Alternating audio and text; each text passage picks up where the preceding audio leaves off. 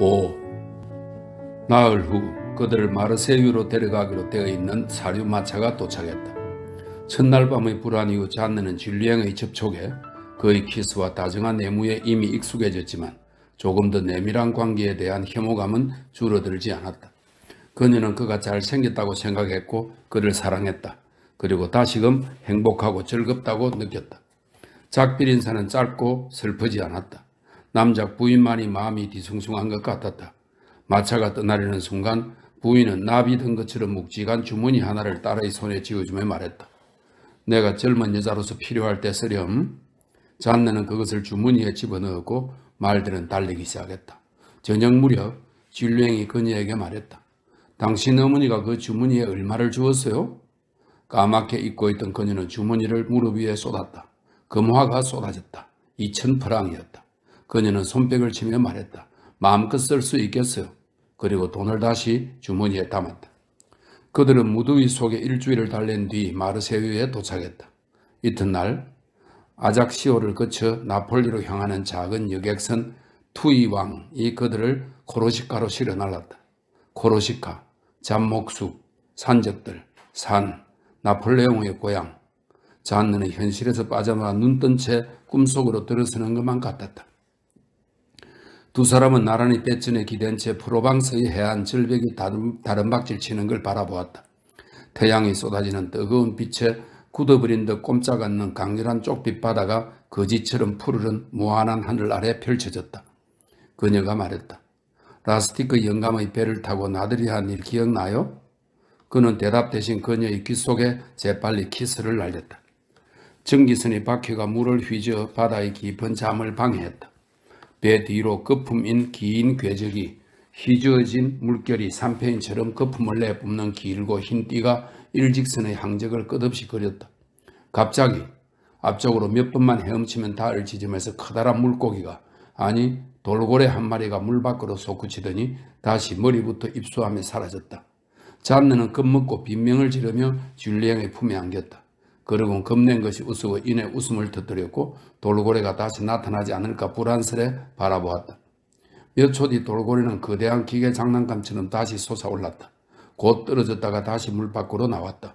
돌고래는 2마리, 3마리, 6마리로 늘더니 육중한 배 주위를 펄쩍펄쩍 뛰었는데 철 지느러미를 단 나무 물고기 같기도 하고 괴물 같기도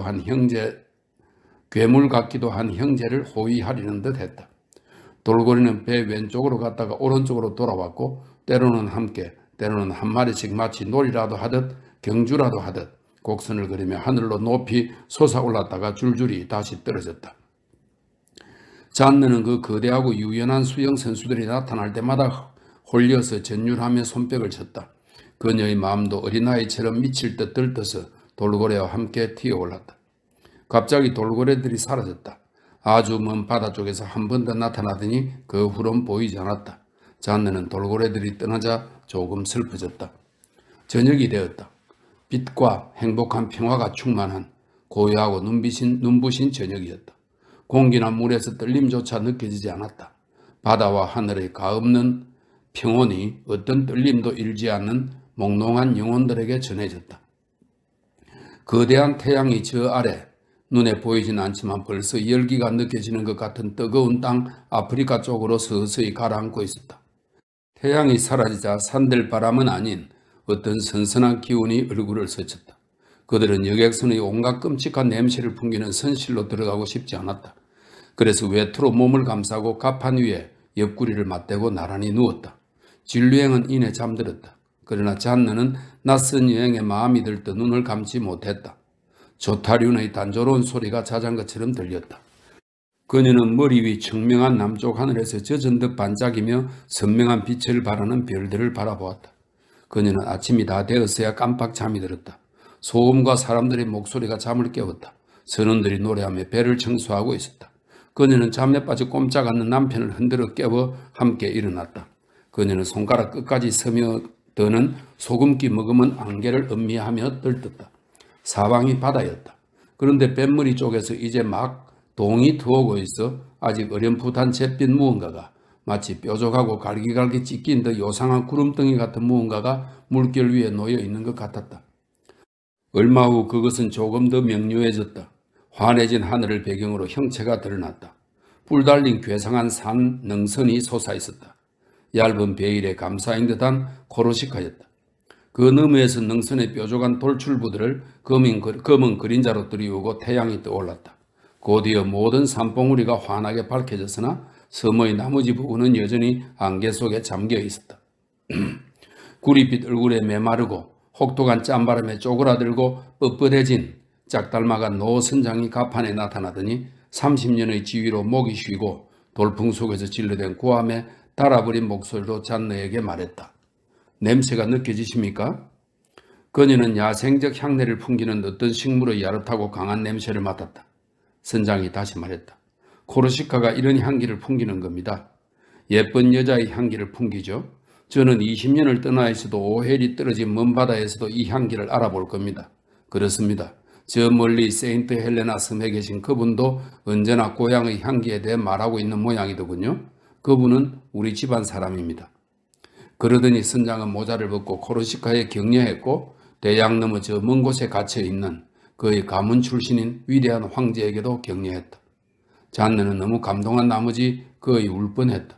선장이 수평선을 향해 팔을 뻗으며 말했다. 저것이 상기네르입니다. 곁에 서 있던 줄리앵이 아내의 허리를 감싸 안았고 그렇게 두 사람은 선장이 가리키는 지점을 보려고 먼 곳을 바라보았다. 마침내 그들은 피라미드 모양의 바위 몇 개를 보았는데 곧 배는 그 바위를 돌아 넓고 고요한 만으로 들어갔다. 높은 봉우리들이 만을 둘러싸고 있었고 산비탈 낮은 곳은 이끼로 덮여 있는 것처럼 보였다. 선장이 그 녹지를 가리키며 말했다. 저기가 잠목림입니다. 더 나아가자 산들이 원을그리며 배 뒤로 닫히는 것처럼 보였고 배는 더없이 투명해서 때때로 바닥까지 보이는 푸른 호수에서 느릿느릿 헤엄쳤다. 그러다 불쑥 만 안쪽 물결 넘어 산 아래에 새하얀 도시가 보였다. 작은 이탈리아 배 몇 척이 항구에 정박해 있었다. 네 대척의 보트가 성격을 실으려고 다가와 루이 왕 주위를 맴돌았다. 짐을 한 대 모은 줄리앵이 아내에게 나지막이 물었다. 짐꾼에게 20수만 줘도 되겠지? 일주일 내내 그는 수시로 같은 질문을 했는데 그럴 때마다 그녀는 곤혹스러웠다. 그녀는 살짝 짜증스껏 대답했다. 충분하다는 확신이 안 쓸 때에는 많이 주는 게 나아요. 그는 호텔 지배인과 보이, 마차꾼, 장사꾼들과 끊임없이 다투었다. 그러다 억설로 값을 좀 깎고 나면 흡족해서 두 손을 비비며 잔네에게 말하곤 했다. 난 속는 거라면 질색이거든. 그녀는 계산서를 가져오는 것만 봐도 남편이 품목마다 따질 걸 지레 확신했기에 그 흥정이 창피해서 불안에 떨었고 충분하지 않은 팁을 손에 쥐고서 남편을 쳐다보는 하인들의 경멸 어린 눈길 아래 머리카락까지 새빨개지는 느낌이었다. 이번에도 그는 그들을 육지에 내려준 보트의 배사공과도 돈 때문에 시비가 붙었다. 그녀가 육지에 내려 처음 본 나무는 종려나무였다. 두 사람은 드넓은 광장 모퉁이에 자리한 비어있는 큰 호텔로 들어가 점심 식사를 주문했다. 후식을 마치고 잔느가 도심을 돌아버리고 일어섰을 때 줄리앵이 그녀의 팔을 붙들고 귓속말로 다정하게 속삭였다. 여기서 좀 누웠다 가요, 여보. 그녀는 놀라서 잠시 굳었다. 누워요? 난 피곤하지 않은데요? 그가 그녀를 끌어안으며 말했다. 당신을 원한단 말이요. 알아듣겠어? 벌써 이틀째. 그녀는 수치심에 얼굴이 새빨개져서 더듬거리며 말했다. 오, 지금요? 사람들이 뭐라 하겠어요? 대낮에 어떻게 방을 달라고 해요? 오, 줄리앵, 제발 그러지 말아요. 그러나 그는 그녀의 말을 자르며 말했다. 호텔 사람들이 뭐라 하건 무슨 생각을 하건 난 상관 안 해요. 내가 그런 것 따위에 거북해야 하는지 보라고. 그는 배를 눌렀다. 그녀는 남편의 지칠 줄 모르는 욕망 앞에서 온몸과 마음으로 거부감을 느끼고 눈을 내리간 채 더는 아무 말도 하지 않았다. 그 욕망이 짐승 같고 쌍스럽고 추잡하게 여겨져 마지못해 혐오감에 사로잡히고 모욕감을 느끼며 따랐다. 그녀의 성적 감각은 여전히 잠들어 있었는데 남편은 이제 그녀가 자신과 똑같은 열정을 나누는 것처럼 취급했다. 호텔 보이가 오자 줄리앵은 방으로 안내해달라고 청했다. 눈까지 털이 북슬북슬한 코르시카 토박이인 그 남자는 말귀를 알아듣지 못하고 저녁에 방을 준비해 두겠다고 말했다. 줄리앵이 참지 못하고 설명했다. 아니, 당장 준비하게. 우리는 여행으로 피곤해서 쉬고 싶단 말이네. 그러자 보이의 수염 속에 미소가 슬며시 피어올랐고 잔느는 달아나고만 싶었다. 1시간 뒤 그들이 다시 내려왔을 때 그녀는 사람들이 등 뒤에서 웃고 수군댈 것만 같아서 마주치는 사람들 앞을 차마 지나갈 용기가 나지 않았다.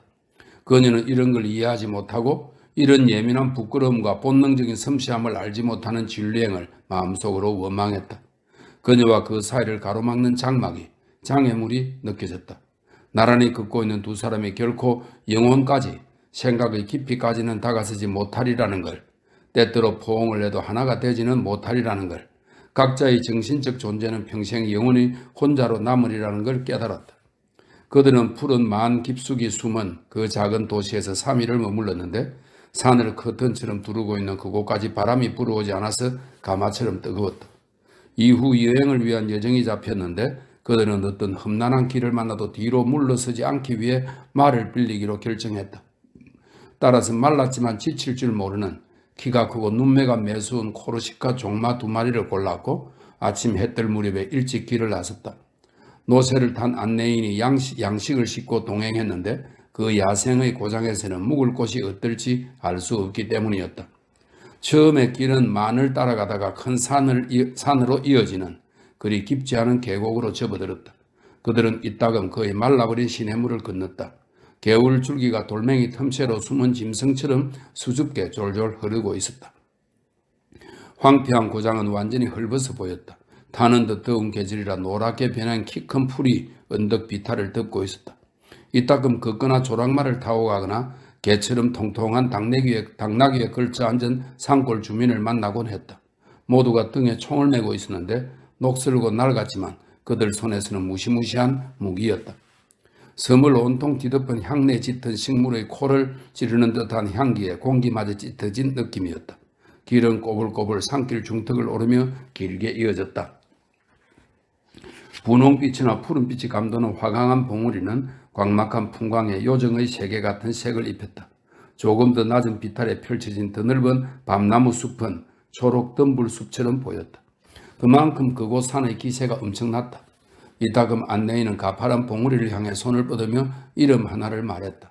잔느와 진리행은 그곳을 바라보았지만 아무것도 보지 못하다가 얼마 후에야 산꼭대기에서 떨어진 돌더미 같아 보이는 희꾸무리한 무언가를 발견하곤 했다. 그것은 마을이었다. 진짜 새 둥지처럼 매달려 있고 거대한 산에 묻혀 거의 눈에 보이지 않는 작은 화강암 촌락이었다. 느린 걸음으로 이어지는 그 긴 여행에 잔느는 짜증이 났다.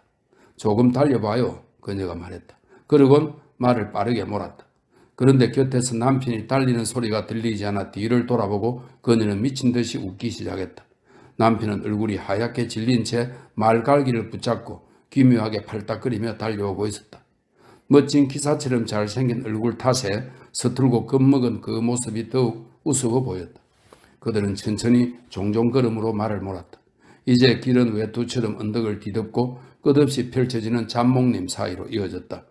그것이 코르시카의 잠목림, 초록 떡갈나무, 노관주나무, 소기나무, 유향나무, 갈매나무, 히드, 로디에탱, 도금약, 회양목이 이어져 있고 돌돌 휘감아 올라가는 차무아리, 거대한 고사리, 인동들꿀, 시스트, 로즈마리, 라벤더, 나무 딸기가 머리카락처럼 뒤얽힌 채 산등성이를 무성하게 뒤덮어 들어서기 힘들 만큼 울창한 잠목림이었다. 그들은 배가 고팠다. 그들 있는 곳까지 온 안내인이 그들을 예쁘장한 샘 근처로 데려갔다. 가파른 산악지대에서 흔히 보는 샘으로 바위 틈 작은 구멍에서 솟아난 가늘고 차가운 물줄기가 밤나무 이삭이 끝에서 흘렀는데 어느 행인이 물줄기를 입 쪽으로 끌어오려고 놓아둔 잎이었다. 잔느는 너무 행복해서 터져 나오려는 기쁨의 탄성을 겨우 억눌렀다. 그들은 다시 출발해 4곳 만을 돌아 내려가기 시작했다. 저녁 무렵엔 자기 나라에서 쫓겨난 도망자 무리가 세운 그리스 마을인 카르제즈를 지났다. 우아한 허리, 기다란 손, 매우 기품 있는 늘씬한 몸매의 키 크고 아름다운 여자들이 샘 근처에 모여 있었다. 진리행이 그들에게 안녕하세요 하고 외치자 여자들은 버리고 떠나온 나라의 조화로운 언어로 노래하듯 대답했다. 피아나에 도착하자 옛날에 외딴 지역을 여행할 때 그랬듯이 하룻밤 재워달라고 청해야 했다. 잔느는 진리행이 두드린 문이 열리길 기다리면서 기쁨에 몸을 들었다. 오, 이런 것이야말로 진짜 여행이잖나? 답사되지 않은 길에서 온갖 뜻하지 않은 일들을 만나는 것. 마침 문을 연 건 젊은 부부였다.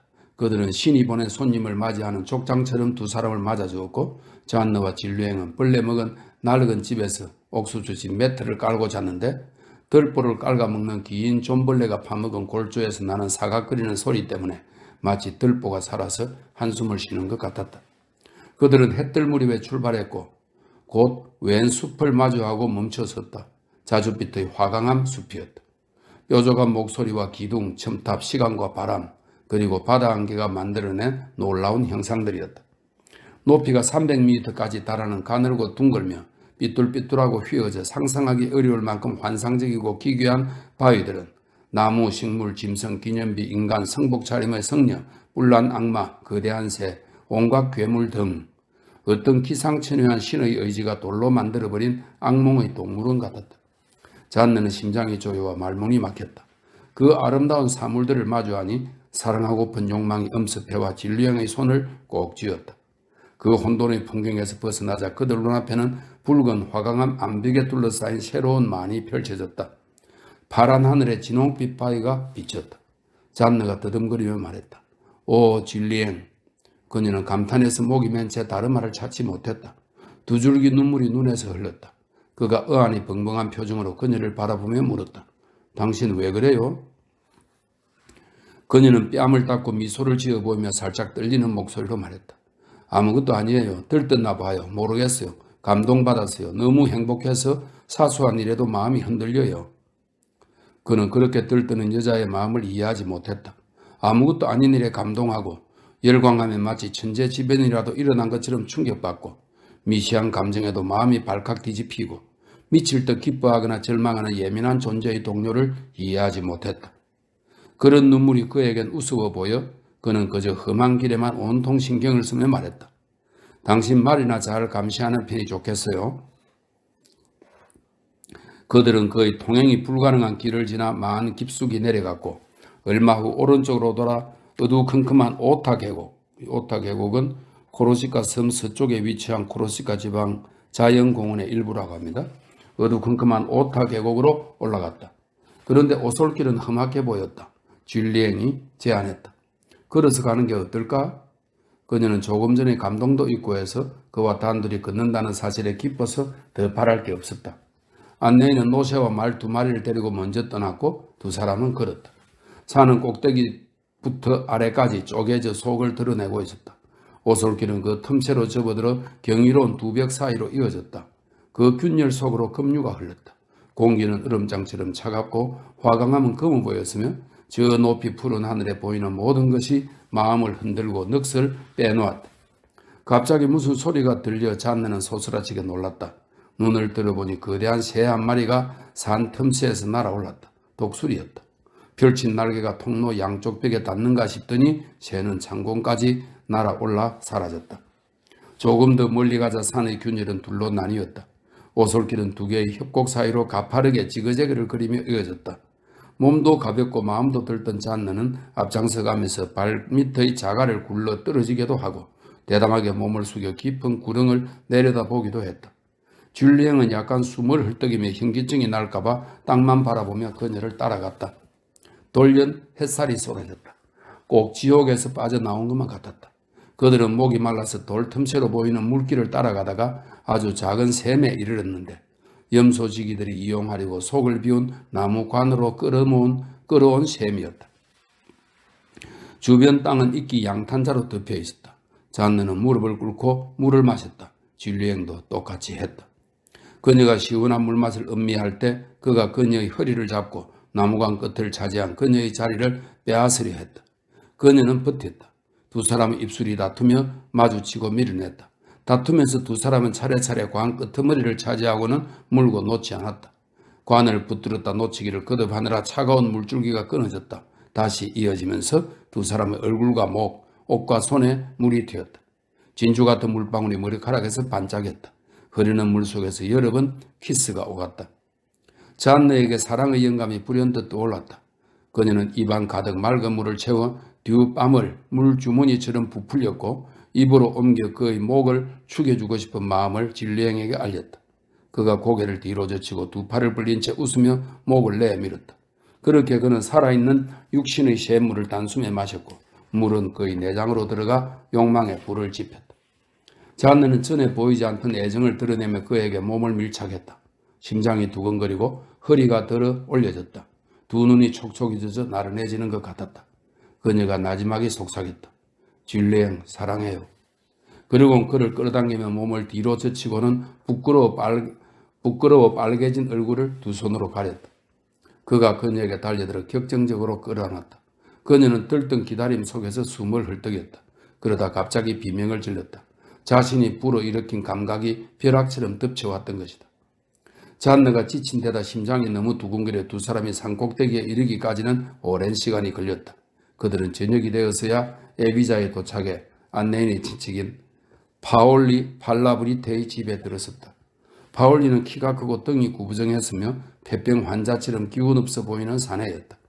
그가 두 사람을 방으로 안내했는데 석재가 날 것 그대로 드러난 어마어마한 방이었지만 우아함 따윈 알지 못하는 그 고장에서는 예쁜 편이었다. 그는 프랑스와 이탈리아가 뒤섞인 특유의 코르시카 방언으로 그들을 맞이하는 기쁨을 표현했는데 그때 쾌활한 목소리가 그의 말을 잘랐다. 갈색 머리에 크고 검은 눈, 햇빛에 그을린 피부, 잘록한 허리, 연신 웃느라 내내 치아를 드러낸 자그마한 여자가 달려오더니 잔느를 포옹했고 줄리앵의 손을 잡고 흔들며 거듭 말했다. 어서오세요 부인, 어서오세요 나리, 안녕하시죠? 그녀는 손님의 모자와 시옷을 벗기고 그 모든 걸 한 팔로 정돈했다. 다른 한 팔엔 붕대가 감겨 있었기 때문이다. 그러더니 모두 밖으로 내보내며 자기 남편에게 말했다. 저녁 식사 시간까지 손님들을 산책시켜 드리세요.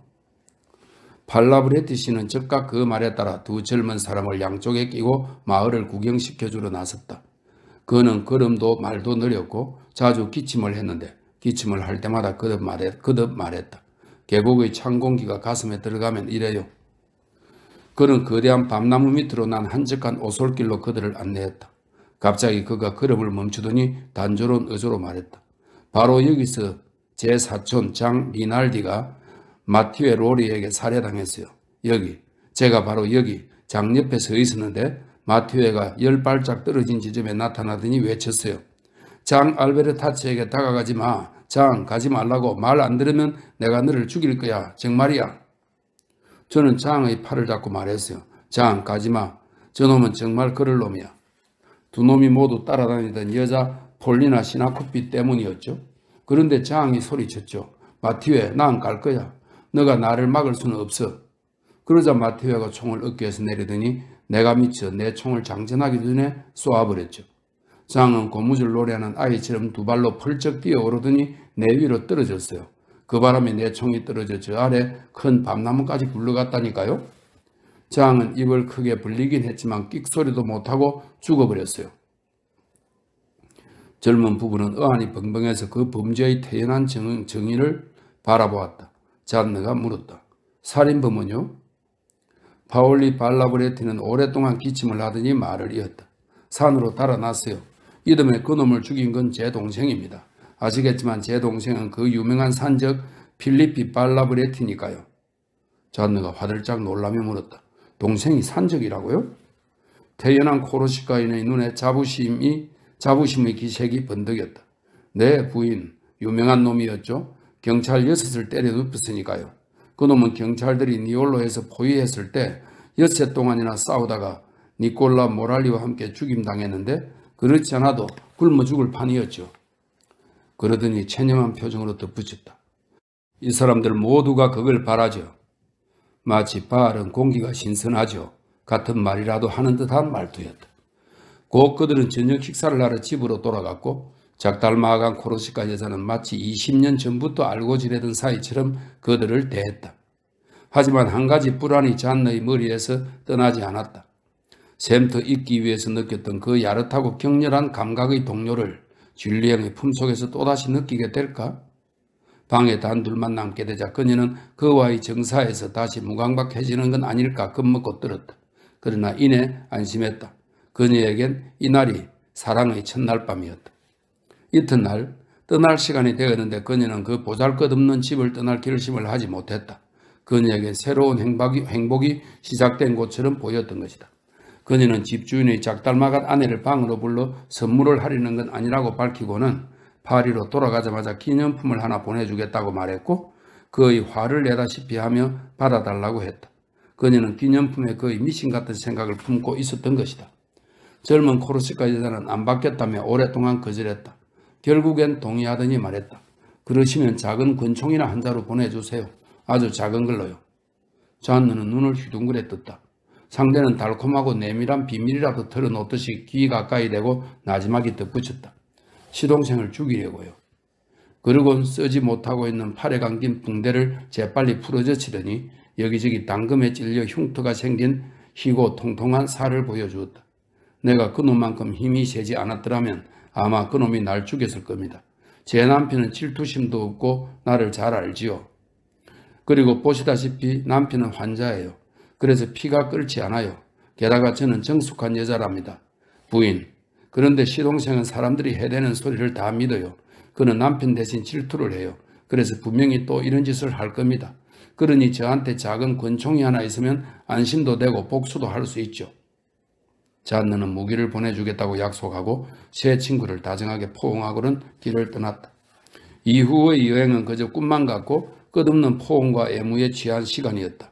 그녀는 아무것도 보지 못했다. 풍경도 사람도 머무는 장소도 보지 못했다. 그저 줄리앵만 바라보았다. 바보 같은 사랑 행위의 매혹적이며 유치한 내밀함이 비로소 시작되었다. 두 사람은 입술이 절겨 애모하는 몸의 굴곡과 구비와 주름마다 귀여운 애칭을 붙이고 바보 같은 달콤한 말을 주고받았다. 잔느가 오른쪽으로 누워 잤기에 잠에서 깰 때 왼쪽 젖가슴이 드러나 있을 때가 많았다. 줄리앵은 그걸 보고 노숙하는 분이라 불렀고 다른 쪽 젖가슴은 사랑에 빠진 분이라 했다. 오른쪽 젖꼭지의 분홍빛 꽃이 키스에 더 민감하게 반응하는 듯 했기 때문이다. 두 젖가슴 사이의 깊은 골은 어머니의 산책로가 되었다. 그가 끊임없이 그곳을 거닐었기 때문이다. 더 비밀스러운 다른 길은 오타 계곡을 기념해 다마스쿠스로 가는 길이라 이름 붙였다. 이것은 성경에 다마색이라고 나오죠. 사울의 극적인 개종이 이루어지고 바울로 거듭나게 되는 길을 말합니다. 바스티아에 도착하자 안내인에게 돈을 지불해야 했다. 줄리앵이 주머니를 뒤졌다. 필요한 돈을 찾지 못하자 그는 잔느에게 말했다. 당신 어머니가 준 2,000프랑을 쓰지 않으니 내가 들고 다니게 줘요. 내 허리춤에 있는 게 더 안전하고 잔돈 바꿀 일도 없을 테니까. 그녀는 돈 주머니를 그에게 내밀었다. 그들은 리보르노에 이르렀고 이어서 피렌체와 제노바, 니스까지 이어지는 해안 일대를 돌아보았다. 미스트랄이 부는 어느 날 아침, 이 미스트랄은 프랑스 남부 지방에 부는 거센 북풍입니다. 미스트랄이 부는 어느 날 아침 그들은 마르세유에 도착했다. 그들이 페프를 떠난 지 2달이 흘렀다. 10월 15일이었다. 먼 노르망디에서 불어오는 듯한 차가운 바람을 맞으면서 잔느는 쓸쓸해졌다. 얼마 전부터 줄리앵은 변한 것 같았고 지치고 무관심해 보였다. 그녀는 까닭 모르게 겁이 났다. 그녀는 이 멋진 태양의 고장을 떠날 결심을 하지 못하고 돌아갈 여행을 나흘 더 늦추었다. 이제 막 행복의 일주를 마친 것만 같았다. 마침내 그들은 떠났다.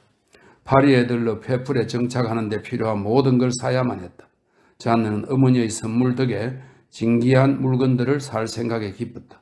그런데 그녀가 가장 먼저 생각한 것은 에비자의 젊은 코르시카 여자에게 약속한 권총이었다. 파리에 도착한 다음날 그녀가 줄리앵에게 말했다. 여보, 물건 좀 사게 어머니가 주신 돈을 돌려주겠어요? 얼마 필요해요?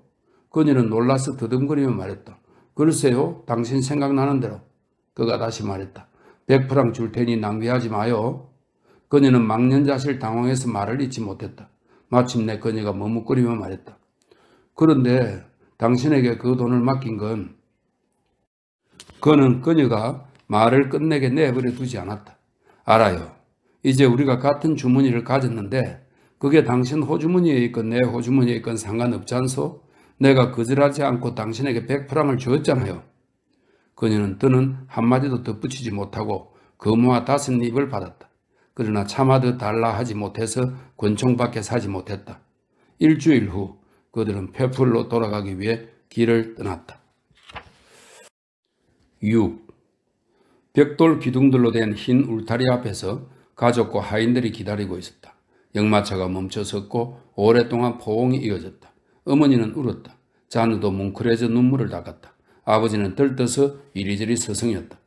짐을 내리는 동안 거실 불 앞에서 여행 이야기가 펼쳐졌다. 잔느 입에서 많은 말이 쏟아져 나왔다. 빨리 얘기하느라 빠뜨린 몇 가지 세부 사실만 빼고 모든 걸 반시간 만에 이야기했다. 그리고 잔느는 자기 짐을 풀러갔다. 로잘리도 들뜬 마음으로 그녀를 도왔다. 모든 짐을 풀고 속옷과 겉옷, 화장용품이 제자리에 놓이자 한이는 여주인 곁을 떠났다. 잔느는 조금 지쳐서 자리에 앉았다. 그녀는 이제 뭘 할지 자문하며 머리로 생각할 거리와 손으로 할 일을 찾았다. 거실로 다시 내려가 졸고 있는 어머니 곁에 머물고 싶은 마음은 없었다. 산책을 할까 생각했다. 그러나 들판이 몹시도 음울해 보여 창밖을 내다보기만 해도 울직함이 마음을 짓눌렀다. 그녀는 이제 아무 할 일이, 영원히 할 일이 없다는 걸 깨달았다. 수녀원에서 보낸 젊은 시절엔 미래에 대한 생각에 사로잡혀 몽상하느라 분주했다. 그 시절엔 연신 솟구치는 희망이 시간을 채워서 시간이 어떻게 흘러가는지 느끼지 못했다. 그 후 그녀의 환상이 꽃을 피웠던 엄격한 수녀원 담을 벗어나자마자 사랑에 대한 기대는 실현되었다. 꿈꾸던 남자를 만나 사랑하고 갑작스러운 결단으로 성사된 혼례처럼 단 몇 주 만에 결혼까지 했다. 남자는 생각할 겨를도 주지 않고 그녀를 품에 안아 데려가 버렸다. 그런데 이제 신혼 초의 달콤한 현실은 무한한 희망에 매혹적인 미지의 불안에 문을 닫는 일상으로 변해가고 있었다. 그렇다. 이제 기대는 끝났다. 그러니 이젠 할 일이 없었다. 오늘도 내일도 영원히. 그녀는 어떤 환멸감의 꿈의 소멸을 느끼고 이 모든 걸 막연히 감지했다. 그녀는 일어나서 차가운 창문에 이마를 댔다. 먹구름이 흘러가는 하늘을 얼마간 바라보다가 밖으로 나갈 마음을 먹었다. 저것이 오울과 똑같은 들판, 똑같은 풀, 똑같은 나무란 말인가. 햇빛에 반짝이던 나무잎들의 발랄함은 어디 있으며 민들레가 만발하고 개 양귀비가 선의를 흘리고 데이지 꽃이 찬란하게 빛나고 눈에 보이지 않는 실끝에 매달린 듯 환상적인 노란 나비들이 팔딱이던 초록 씨는 어떻게 되었나. 생명력과 향기, 번식력 왕성한 원자들을 품은 대기의 취기는 이제 존재하지 않았다. 쉬지 않고 내리는 가을 소나기에 젖은 가로수길이 거의 헐벗고 떨고 있는 포플러 나무들 아래 두터운 나무의 양탄자를 덮고 길게 이어졌다. 가녀린 나무가지들이 바람에 떨며 금세라도 떨어져 허공에 흩어질 것 같은 잎사귀들을 흔들었다. 울고 싶도록 구슬프게 끊임없이 내리는 비처럼 납작한 금화처럼 노랗게 변한 마지막 잎새들은 온종일 쉬지 않고 가지에서 떨어져 나와 펄럭이며 허공을 맴돌다가 땅으로 떨어졌다. 그녀는 동산까지 갔다. 그곳은 죽어가는 사람들의 침실처럼 참담했다. 꼬불꼬불 정겨운 오솔길 가장자리에 세워져 길을 비밀스럽게 만들던 초록 담장의 나무잎도 이미 떨어졌다. 섬세한 나무 레이서처럼 뒤엉킨 소 감목의 앙상한 가지들이 서로 부딪히고 있었다. 바람에 떨어져 군데군데 소복이 쌓인 마른 낙엽의 속삭임은 죽어가는 사람의 고통스러운 한숨처럼 들렸다. 작은 새들이 추운 듯 여린 울음을 울며 여기저기 팔딱팔딱 날아다니며 숨을 곳을 찾았다. 두터운 느릅나무 장벽이 바닷바람을 막고 보호해주는 보리수와 플라트너스는 아직 여름옷을 입고 있었는데 수액의 성질에 따라 첫 추위에 물들어 하나는 붉은색 벨벳을, 다른 하나는 오렌지색 실크옷을 걸치고 있었다. 잔느는 느린 걸음으로 쿠야르 농가를 따라 어머니의 산책로를 오갔다. 시작된 단조로운 생활의 긴 권태에 대한 예감처럼 무언가가 그녀의 마음을 짓눌렀다. 얼마 후 그녀는 줄리앵이 처음으로 그녀에게 사랑을 고백한 비탈에 앉았다. 그리고 마음까지 나른해져 몽상에 잠긴 채 거의 아무 생각 없이 머물렀고 이날의 슬픔에서 벗어나기 위해 누워 잠들고 싶었다. 문득 돌풍에 실려 하늘을 나는 갈매기 한 마리가 보였다. 코르시카의 어두컴컴한 오타 계곡에서 본 독수리가 떠올랐다. 이미 끝나버린 멋진 일에 대한 기억이 주는 마음의 동료가 강렬히 일었다. 불쑥 야생의 향내를 풍기던 눈부신 섬이 햇살에 익어가는 오렌지와 시트론, 분홍빛 봉우리가 우뚝 솟은 산, 쪽빛 만, 급류가 흐르는 협곡과 함께 눈앞에 떠올랐다. 쓸쓸하게 떨어지는 낙엽, 바람에 쏠려가는 회색 구름, 자신을 둘러싼 축축하고 혹독한 풍경을 보자 더없이 짙은 슬픔이 엄습해와 그녀는 울지 않기 위해 집으로 돌아갔다. 일상의 우수에 길이 들어 더는 그걸 느끼지 못하는 어머니는 벽난로 앞에서 몽롱하게 졸고 있었다. 아버지와 줄리앵은 사업 얘기도 할 겸 산책을 나갔다. 밤이 내리자 넓은 거실에 침울한 어둠이 깔렸고 벽난로 불빛이 번뜩이며 어둠을 밝혔다. 창을 통해 바깥을 보니 아직 남은 빛이 진흙을 바른 듯 잿빛이 된 하늘과 연말의 추레한 풍경을 비추고 있었다. 곧 남작이 나타났고 줄리앵이 뒤를 따랐다. 어두컴컴한 거실로 들어서면서 남작이 외쳤다. 얼른 불을 켜. 여긴 너무 울적해. 그러고 벽난로 앞에 자리 잡고 앉았다. 불가에 놓인 그의 젖은 발에서 김이 올라오는 동안 신발창의 진흙이 열기에 말라 떨어졌다. 그가 쾌활하게 두 손을 비비며 말했다. 곧 얼음이 얼 것 같아. 북쪽 하늘이 개었어. 오늘이 보름이야. 오늘 밤은 꽤나 추울 거야. 그러곤 딸을 향해 돌아보며 말했다. 얘야, 고향집에 돌아와 늙은 부모 곁에 있으니 좋으냐? 이 단순한 질문이 잔느의 마음을 뒤흔들었다. 그녀는 두 눈에 눈물이 그릉그릉 맺힌 채 아버지의 품에 달려들어 마치 용서라도 구하려는 듯 힘껏 끌어안았다. 쾌활해지려고 내심 노력했지만 정신을 잃을 정도로 슬펐기 때문이었다. 그녀는 부모를 다시 만날 때 얼마나 기쁠지 생각했었는데 애정을 마비시키는 이런 냉담함에 그녀 스스로도 놀랐다. 사랑하는 사람들을 멀리서 아무리 생각해도 매일같이 보던 습관을 잃고 나면 다시 만나도 공동생활의 끈이 다시 이어지기까지는 애정의 정지를 느끼게 되는 것 같았다. 저녁 식사는 길게 이어졌다. 말은 거의 없었다. 줄리앵은 아내를 잊은 것 같아 보였다. 식사 후에 거실로 온 그녀는 완전히 잠든 어머니 앞에 앉아 난로불을 쬐며 몽롱해졌다. 얘기를 나누는 두 남자의 목소리에 어느 순간 잠이 깨서 정신을 차리려는데 문득 자신이 무엇으로도 중지시킬 수 없는 습관의 마비 상태에 빠져들고 있는 건 아닐까 싶었다. 낮 동안 힘없이 불거스름하던 난로의 불길이 활활 타오르며 탁탁 소리를 냈다. 불길은 안락의자의 빛바랜 장식천을 돌연 비추어 여우와 황새, 쓸쓸한 외가리, 매미와 개미를 보여주었다. 남작이 미소를 머금고 다가와 손가락을 활짝 펴서 활활 타오르는 불을 쬐며 말했다. 아, 오늘 저녁엔 잘도 타는구나. 밖에 얼음이 얼고 있어, 얼음이. 그러더니 그는 잔의 어깨에 손을 얹으며 불길을 가리켰다. 얘야, 보렴. 이것이 세상에서 가장 멋진 일이야. 난로가. 가족들과 함께 둘러앉은 난로가. 이보다 더 가치 있는 게 없지. 이제 자러 가자꾸나. 너희들은 많이 피곤할 텐데 그렇지? 방으로 올라온 자네는 자신이 좋아한다고 믿었던 동일한 장소로 돌아온 두 분의 귀환이 어떻게 이렇게 다를 수 있을까 생각했다. 왜 이렇게 가슴 아픈 느낌일까? 이 집, 정겨운 이 고장, 지금까지 그녀의 마음을 전율하게 했던 모든 것이 이제는 왜 이토록 울적해 보일까? 문득 그녀의 눈길이 추시기에 걸렸다. 작은 꿀벌은 언제나 진홍빛 꽃밭 위를 왼쪽에서 오른쪽으로 그리고 오른쪽에서 왼쪽으로 언제나 재빠르고 한결같은 움직임으로 날았다. 그런데 갑자기 잔느는 시간을 노래하고 가슴처럼 고동치는 그 기계, 살아있는 것처럼 보이는 그 작은 기계 앞에서 눈물이 맺힐 정도로 마음이 뭉클해졌다. 그녀가 아버지와 어머니를 끌어안을 때도 이렇게 가슴 뭉클한 적은 없었다. 사람의 마음에 어떤 추론으로도 헤아릴 수 없는 신비가 있다. 그녀는 결혼하고 처음으로 혼자 침대에 들었다. 줄리앵이 피곤하다며 다른 방을 썼던 것이다. 게다가 각자 자기 방을 갖기로 합의되어 있었다. 그녀는 혼자 자는 버릇을 잃고 자기 몸에 닿는 몸을 더 이상 느끼지 못하게 하는 것에 아연해하며 지붕을 집요하게 때리는 사나운 폭풍에 마음이 뒤숭숭해 오래도록 잠들지 못했다. 침대를 핏빛으로 물들이는 아침 햇살에 잔느는 잠이 깼다. 수평선이 불타는 것처럼 성에가 가득 낀 유리창이 새빨겠다. 잔느는 헐렁한 실내복을 걸치고 창가로 달려가 창문을 열었다. 살을 애는 듯 차갑고 건강한 바람이 방으로 밀려들어 예리한 냉기로 살갗을 때리자 눈물이 흘렀다. 붉게 물든 하늘 한가운데 술주정꾼의 얼굴처럼 빨갛게 부어오른 커다란 태양이 나무 뒤로 나타났다. 흰 서리로 뒤덮인 땅은 굳고 메말라 농가 사람들이 걸을 때마다 사박사박 소리를 냈다. 아직 나무잎이 남아있던 포플러 나무들이 하룻밤 사이에 모두 잎을 떨구었다. 황야 너머로는 군데군데 흰 물결의 흔적이 박힌 거대한 푸른 수평선이 보였다. 플라타나수와 보리수도 돌풍을 맞고 빠르게 헐벗고 있었다. 얼음장 같은 바람이 지날 때마다 갑작스러운 서리에 떨어진 나무잎들이 바람에 흩어져 새처럼 날아올랐다. 잔느는 옷을 입고 밖으로 나섰고 무엇라도 하려고 농부들을 보러 갔다. 마르텐 가족은 두 손들어 반갑게 맞아주었고 안주인은 그녀의 뺨에 볼인사를 했다. 그리고 그녀에게 과일 씨로 담은 술을 한 잔 권했다.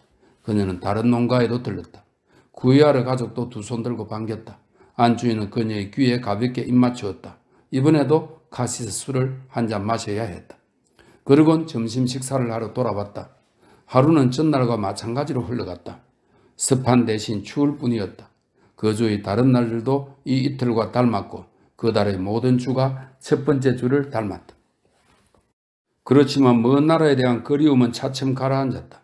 어떤 물이 사물에 섞여질 피막을 남기듯이 습관은 그녀의 삶에 체념의 피막을 입혔다. 일상생활의 온갖 사소한 것들에 대한 관심이 단순하고 시시한 규칙적인 일들에 대한 염려가 그녀 마음속에 다시 생겨났다. 명상에 젖은 우울감이 산다는 것에 대한 막연한 환멸이 마음속에서 커져갔다. 그녀에게 무엇이 필요했을까? 무엇을 갈망하는 걸까? 그녀는 알지 못했다. 어떤 세속적인 욕구도 그녀를 사로잡지 못했다. 그녀는 어떤 쾌락에 대한 갈증도 있을 법한 기쁨을 향한 어떤 충동도 느끼지 못했다. 대체 어떤 기쁨이 있을까? 세월의 빛바랜 거실의 낡은 안락 의자들처럼 그녀의 눈에는 모든 것이 조금씩 퇴색하고 지워져 흐릿하고 점차 음울한 색조를 띠었다.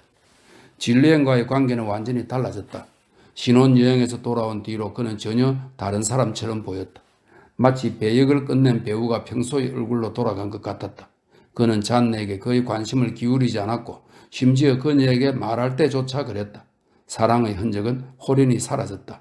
그가 그녀의 침실로 들어오는 밤은 드물었다. 그는 재산과 가사의 관리를 맡아쥐고서 임대차 계약을 재검토하고 농부들을 들볶아 비용을 줄였고 스스로 농민 귀족처럼 행세하고 다녀서 약혼자 시절에 반짝이던 외양과 우아함은 잃고 없었다. 이제 그는 총각 시절의 옷장에서 찾아낸 구리단추가 달린 낡은 벨벳 사냥복만 줄곧 입었으며 얼룩투성이가 되어도 벗는 법이 없었다. 게다가 더 이상 누구의 마음에 들려고 애쓸 일 없는 사람처럼 태만하게 면도조차 하지 않아 깎지 않은 긴 툭수염 때문에 믿기 힘들 만큼 추해 보였다. 손도 더 이상 다듬지 않았고 식사가 끝나면 꼬냑을 네다섯 잔씩 마셨다.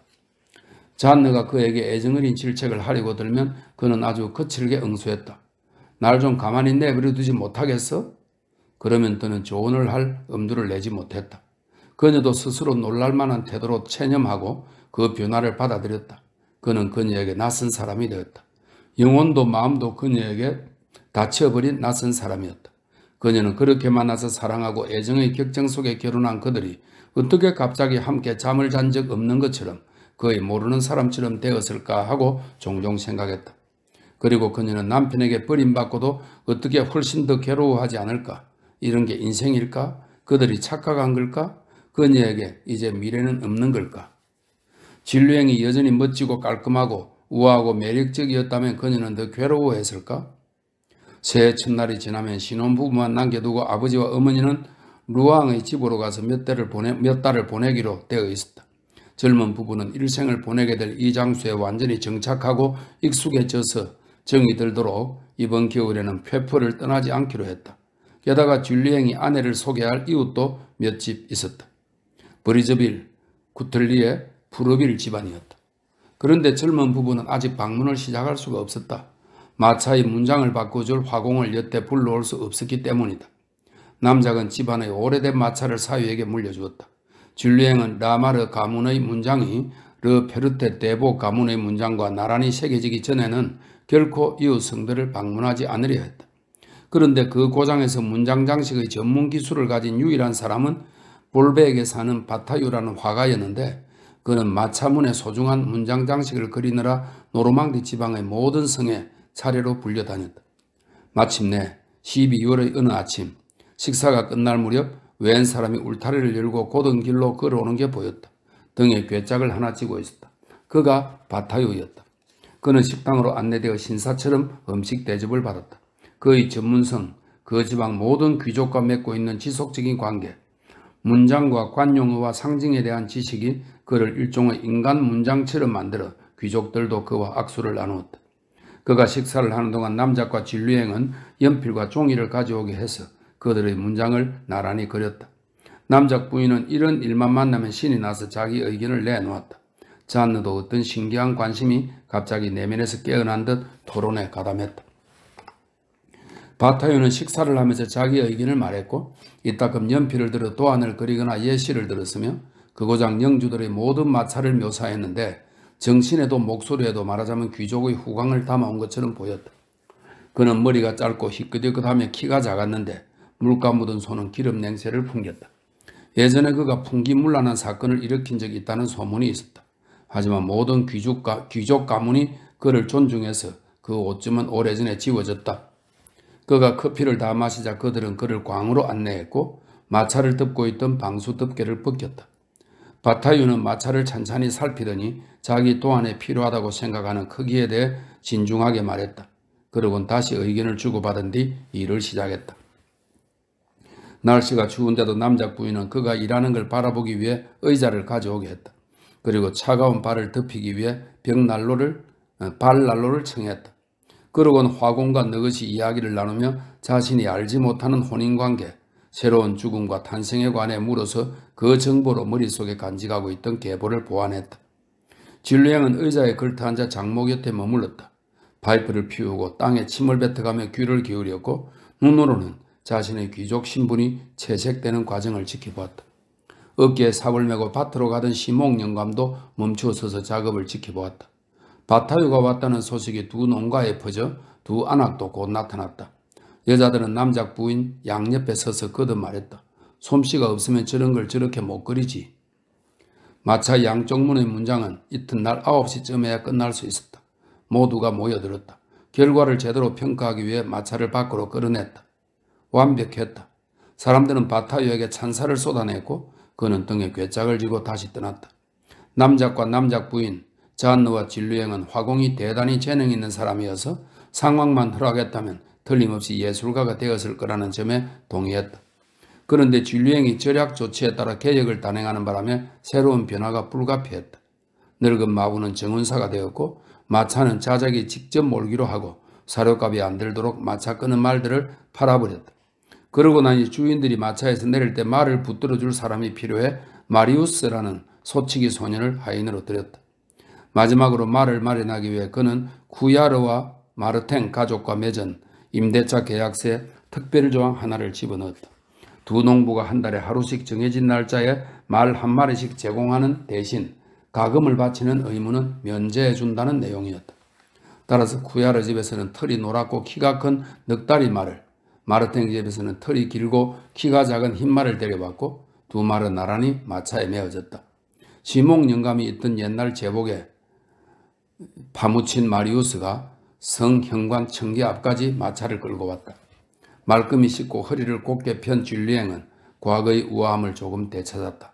그러나 긴 턱수염 탓에 아무래도 평범해 보였다. 그는 마차와 어린 하인을 살펴보더니 만족스럽게 생각했다. 그에겐 다시 그려놓은 문장만이 중요했던 것이다.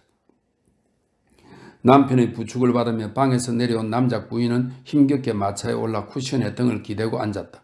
잔느도 나타났다. 그녀는 먼저 말의 조합을 보고 웃으며 흰말이 노란말의 손자 같다고 말했다. 그러다 마리우스를 보았다. 휘장 달린 모자가 그의 얼굴을 뒤덮은 채 겨우 코에 걸려있고 손은 소매 깊숙이 사라졌으며 제복 옷자락이 두 다리를 치마처럼 휘감고 있고 커다란 구두를 신은 말이 요상하게 삐죽 나와 있었다. 발이 요상하게 삐죽 나와 있었다. 마리우스가 뭐라도 보려고 고개를 뒤로 젖히고 한 발짝 내디디려고 강이라도 건너듯이 무릎을 들어 올리고 헐렁한 옷에 파묻힌 채 명령에 복종하려고 맹인처럼 허둥거리는 꼴을 보고 잔느는 참을 수 없는 웃음을 터뜨렸고 그 웃음은 도무지 그치지 않았다. 고개를 돌려 얼이 빠져있는 소년을 본 남작도 전념되어 웃음을 터뜨렸고 아내를 불러놓고는 말을 잇지 못했다. 저기 마리우스를 좀 봐요. 저렇게 웃을 때가 세상에 정말 우스워. 남작 부인이 마차 문 밖으로 몸을 기울여 마리우스를 보고는 미칠 듯이 폭소를 터뜨리는 바람에 마차 전체가 울퉁불퉁한 길에서 덜컹거리듯이 용수철 위에서 들썩였다. 진류행이 얼굴이 하얗게 질린 채 물었다. 뭐가 그렇게 웃긴 겁니까? 모두들 정신이 나간 것 같군요. 잔느는 경련이라도 있는 듯 환자처럼 진정하지 못하고 계단에 주저앉았다. 남작도 마찬가지였다. 마차 안에서 들려오는 발작성 기침 소리며 연신 킥킥대는 소리를 보아하니 남작 부인도 숨막힐 듯 웃고 있었다. 갑자기 마리우스의 외투가 꿈틀거렸다. 아마 그도 알아차린 모양이었다. 모자 속에 숨은 채 마음껏 웃고 있었다. 그러자 화가 난 줄리앵이 달려들었다. 그가 따귀를 날리자 소년의 머리에서 거대한 모자가 떨어져 나와 잔디 위로 날아갔다. 그는 장인을 향해 돌아보며 성이 나서 떨리는 목소리로 더듬거리며 말했다. 장인어른께서 웃을 일이 아닌 것 같은데요. 장인어른께서 재산을 낭비하고 가진 것을 탕진하지 않으셨다면 우리가 이런 형편은 아닐 겁니다. 당신께서 파산한다면 누구의 잘못이겠습니까? 유쾌했던 분위기가 얼어붙고 웃음이 그쳤다. 누구도 말 한마디 내뱉지 않았다. 잔느는 곧 울음을 터뜨릴 것 같은 얼굴로 소리 없이 마차에 올라 어머니 옆자리에 앉았다. 놀라서 벙어리가 된 남작은 두 여자의 맞은편에 앉았다. 줄리앵은 뺨이 부어오른 채 울먹이는 아이를 옆자리에 올리고 마부석에 앉았다. 가는 길은 어물하고 길어 보였다. 마차 안에서는 모두 침묵을 지켰다. 세 사람 모두 거북하고 울적해서 어떤 마음인지 털어놓길 원치 않았다.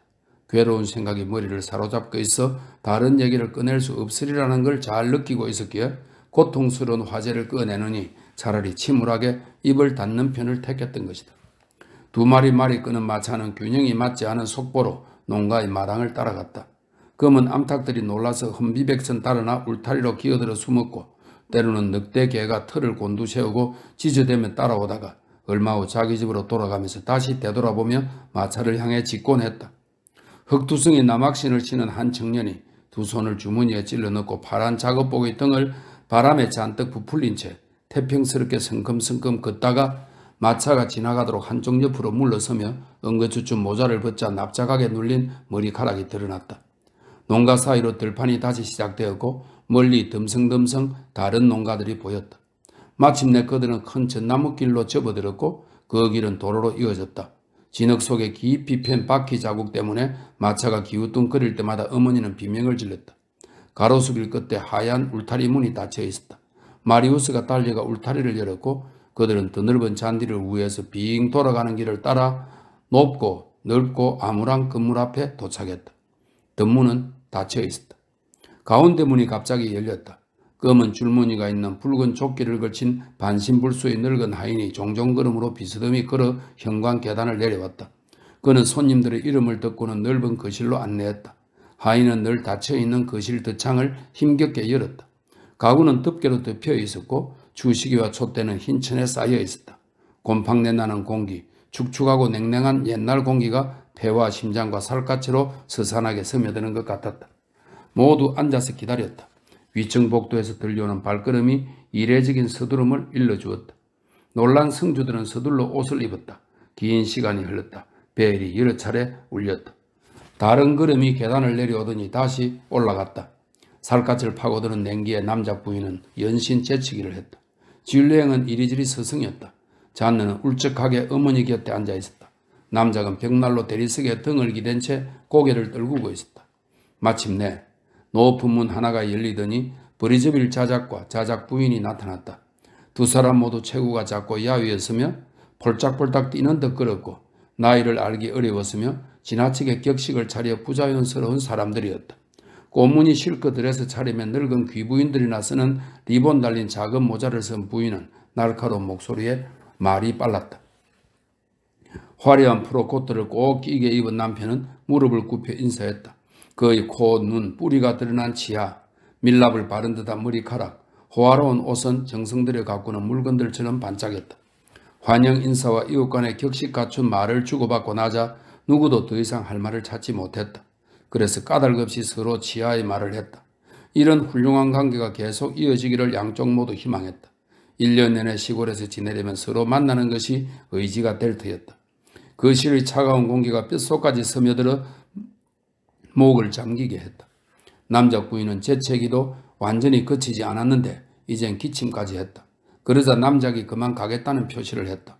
브리즈빌 부부가 붙들었다. 네? 벌써요? 조금 더 계시다 가세요. 줄리앵이 방문이 너무 짧다고 신호를 보냈지만 잔느는 이미 일어나 있었다. 그들은 마차를 대령하도록 하인을 부르려고 벨을 누르려 했다. 벨이 작동하지 않았다. 집주인은 재빨리 나가더니 돌아와서 말이 마구간에 매여 있다고 알렸다. 기다릴 수밖에 없었다. 저마다 할 말을 찾았다. 이번 겨울엔 비가 많이 온다고 말했다. 잔느는 자신도 모르게 불안에 몸서리치며 집주인 내외가 단둘이서 1년 내내 무엇을 하는지 물었다. 그러나 브리즈빌 부부는 그 질문에 의아해했다. 프랑스 전역에 흩어지는 귀족 친인척에게 편지를 많이 쓰고 이런저런 사소한 소일거리로 시간을 보내며 서로 낯선 사람을 대하듯 상대에게 격식을 차리며 하찮은 일들에 관해 위엄을 갖추고 얘기하느라 늘 분주했기 때문이다. 사람이 살지 않아 모두 덮개가 씌워진 더 넓은 거실의 높고 시커먼 천장 아래 자리한 저렇게 작고 깨끗하고 단정한 남녀가 잔느에게는 귀족 계급의 통조림처럼 보였다. 마침내 짝이 맞지 않은 조랑말 2마리가 끄는 마차가 창문 앞을 지나갔다. 그런데 마리우스가 사라지고 없었다. 아마도 저녁까지 자유로운 줄 알고 들판을 둘러보러 나간 모양이었다. 화가 난 줄리앵은 그 애를 걸려서 돌려보내달라고 부탁했다. 그리고 양편의 인사가 거듭 오간 다음 그들은 페프를 향해 떠났다. 마차 속에 자리 잡고 나자 잔느와 아버지는 줄리앵의 난폭함이 낳은 무거운 압박감에도 불구하고 브리즈빌 부부의 몸짓과 억양을 흉내내며 다시 웃음을 터뜨렸다. 남작은 남편을 흉내내고 잔느는 여자를 따라했다. 그러나 남작 부인은 귀족을 존중하는 마음에 조금 언짢아져서 말했다. 그렇게 놀리면 안 돼요. 훌륭한 가문에 속하는 아주 점잖은 사람들인데. 어머니의 기분을 거스르지 않으려고 입을 다물긴 했지만 그럼에도 이따금 아버지와 잔느는 서로를 바라보며 다시 웃음을 터뜨렸다. 남작은 격식을 갖춰 인사하고는 엄숙한 어조로 부인, 페풀의 성은 매일 불어오는 거센 해풍 때문에 상당히 추우시겠어요? 잔느는 오리가 머리를 물에 집어넣었다가 뺄 때처럼 머리를 푸드덕 흔들며 애교 섞인 새침한 표정을 지어 보이며 말했다. 오, 이곳에서는 1년 내내 바쁘지요. 편지를 써야 할 친척들이 많답니다. 더 브리즈빌 씨는 모든 일을 제게 맡긴답니다. 그분은 펠 신부님과 함께 학문 연구에 몰두하시죠. 두 사람은 함께 노르망디 종교사를 연구하신답니다. 이제는 남작 부인도 웃었고 난감해하면서도 너그럽게 말했다. 우리 계급 사람들을 그렇게 조롱하는 건 좋지 않아요. 그런데 갑자기 마차가 멈춰서더니 줄리앵이 소리를 질러 뒤쪽에 있는 누군가를 불렀다. 잔느와 남작은 문 밖으로 몸을 내밀어 그들을 향해 굴러오는 듯한 기이한 존재를 보았다. 마리우스가 치맛자락처럼 풀럭거리는 제복이 다리에 걸리적거리고 모자가 끊임없이 내려와 눈을 가려 앞도 보이지 않고 소매자락은 풍차 날개처럼 휙휙 돌아가는 꼴로 큰 웅덩이들을 첨벙거리며 정신없이 건너면서 도로의 돌멩이마다 걸려 비틀거리고 진흙을 잔뜩 뒤집어 쓴 채 허둥지둥 전 속력으로 마차를 따라오고 있었다. 그가 마차를 따라잡자 줄리앵은 몸을 기울여 그의 목덜미를 잡아 곁에 앉히더니 고삐를 놓고 북이라도 두드리듯 소년의 모자에 주먹질을 해대는 바람에 모자가 그의 어깨까지 내려앉았다. 소년은 모자 속에서 비명을 질렀고 달아나기 위해 자리에서 뛰어내리려 했다. 주인은 한 손으로 그를 잡은 채 다른 손으로 계속 때렸다. 기급한 잔느가 더듬거리며 말했다. 아버지, 오 아버지. 화가 나서 몸을 일으킨 남작 부인이 남편의 팔을 붙들며 말했다. 자크, 좀 말리세요. 남작이 앞쪽 창을 거칠게 내리고는 사위의 팔을 붙잡고 떨리는 목소리로 외쳤다. 그 애를 이제 그만 좀 때리지 그러나? 줄리앵이 놀란 얼굴로 돌아보며 말했다. 이놈이 제복을 어떤 꼴로 만들어 놓았는지 안 보이세요? 그러자 남작은 두 사람 사이로 고개를 내밀고 그게 뭐 그리 대수라고 그렇게 난폭하게 군단 말인가? 줄리앵이 다시 화를 내며 말했다. 제발들 좀 가만히 내버려 두세요. 장인어른과는 상관없는 일이니까요. 그러곤 다시 손을 쳐들었다. 그러나 그의 장인이 갑자기 거세게 그 손을 붙들고 힘껏 내리 누르는 바람에 의자에 손이 부딪혔다. 남작이 격렬하게 소리쳤다. 그만두지 않으면 내가 내려가서 그만두게 하겠네. 그러자 자작은 벼랑간 조용해졌고 대답 없이 어깨만 으쓱하고는 말에 채찍질을 가해 질주했다. 얼굴이 하얗게 질린 두 여자는 옴삭달싹하지 못했다. 남작 부인의 무거운 심장 박동 소리만 들렸다. 저녁 식사 시간에 줄리앵은 마치 아무 일도 없었다는 듯이 평소보다 훨씬 사근사근하게 굴었다. 잔느와 아버지와 아델라이드 부인은 평온한 호의로 그 일을 금세 잊고 다정하게 구는 그를 보고 마음이 누그러져서 병에서 회복된 환자처럼 행복감을 느끼며 쾌활한 태도를 보였다. 잔느가 다시 브리즈빌 사람들에 대해 말하자 남편도 농담을 했다. 그러자 그는 이내 덧붙였다. 그래도 품격 있는 사람들이요. 그들은 다른 방문은 하지 않았다. 마리우스 문제가 되살아날까 모두가 겁냈던 것이다. 이웃들에게 새해의 연하장만 보내고 이듬해 봄이 되어 날이 따뜻해지면 보러 가기로 결정했다. 크리스마스가 되었다. 저녁 만찬에는 신부와 면장 내외를 초대했다. 새해 첫날에도 다시 그들을 초대했다. 그것이 단조로운 일상을 깨는 유일한 기분 전환거리였다. 아버지와 어머니는 1월 9일에 피프어를 떠나기로 되어 있었다. 잔느는 그들을 붙들고 싶었지만 진류행은 그럴 마음이 아니었다. 남작은 점점 더 냉랭해져가는 사위의 태도를 보고 루앙에서 역마차를 불렀다. 출발 전날 짐은 이미 꾸려놓았기에 날이 춥긴 해도 청명해서 잔느와 아버지는 이 포로까지 내려가 보기로 마음먹었다. 코르시카에서 돌아온 뒤로 한 번도 가보지 못했던 것이다. 두 사람은 잔느의 결혼식 날 영원히 반려자가 될 남자와 얼싸안고 거닐었던 숲을 가로질렀다. 그녀가 첫 포옹을 받고 처음으로 전율을 느끼고 몸을 떨었으며 관능적 사랑을 예감했던 숲이다. 그 사랑을 그녀는 오타 계곡에서 남편과 함께 물을 마시며 키스를 나눈 샘터에서야 경험했다. 이제 숲에는 나무잎도 덩굴도 없었고 들리는 건 나무 가지 소리, 헐벗은 겨울 잠목님이 내는 메마른 소리뿐이었다. 두 사람은 작은 마을로 들어섰다. 텅 빈 조용한 거리는 바다와 해초와 생선 냄새를 품고 있었다. 거무쭉쭉한 큰 그물이 문 앞에 걸려 있거나 자갈 위에 널린 채 햇볕에 말려지고 있었다. 어르렁대며 언제나처럼 거품을 문 차가운 회색 바다는 절벽 아래로 푸르스름한 바위를 드러내며 백항 쪽으로 물러가고 있었다. 해변을 따라 옆구리를 드러내고 누운 배들은 꼭 거대한 죽은 물고기처럼 보였다. 저녁이 되자 어부들이 무리 지어 해변으로 왔다. 목에는 털목도리를 두른 채 한 손에는 술병을, 다른 한 손에는 선박용 램프를 들고 커다란 서는 장화를 신고서 무겁게 걸어왔다. 그들은 기울어진 배 주위를 오랫동안 맴돌았다.